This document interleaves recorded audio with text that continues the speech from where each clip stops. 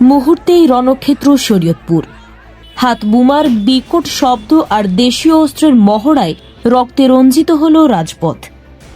কিন্তু কেন ইনকিলাব মঞ্চের ওসমানের বিচার চাইতে গিয়ে এনসিপি ও ছাত্রদলের মধ্যে এমন ভয়াবহ সংঘর্ষ বাঁধল, যা 10 জনকে হাসপাতালে পাঠালো?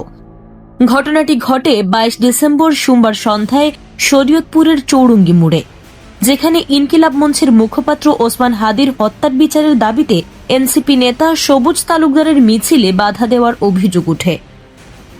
মিছিলটি চৌরঙ্গি মোড় পার হওয়ার সময় ছাত্রদল কর্মী আকাশের সাথে কথা কাটাকাটি থেকে তাকে মারধর করা হয়, আর এর জোরে ছাত্রদল নেতা সুহেল তালুকদারের নেতৃত্বে পাল্টা হামলা শুরু হলে পরিস্থিতি নিয়ন্ত্রণের বাইরে চলে যায়। দুই পক্ষের তুমুল সংঘর্ষ, হাতবোমা বিস্ফোরণ আর অস্ত্রের আঘাতে পুরো এলাকায় আতঙ্ক ছড়িয়ে পড়ে এবং যান চলাচল সম্পূর্ণ বন্ধ হয়ে যায়। এই ঘটনায় এনসিপি নেতা সবুজ তালুকদার সহ উভয় পক্ষের অন্তত 10 জন গুরুতর আহত হয়েছেন, যাদের মধ্যে ছাত্রদলের নাইম ব্যাপারীর অবস্থা আশঙ্কাজনক হওয়ায় তাকে ঢাকায় পাঠানো হয়েছে। পুলিশ বলছে ভুল বোঝাবুঝি থেকে এই সংঘাত। বর্তমানে পরিস্থিতি শান্ত রাখতে অতিরিক্ত ফোর্স মোতায়েন করা হয়েছে।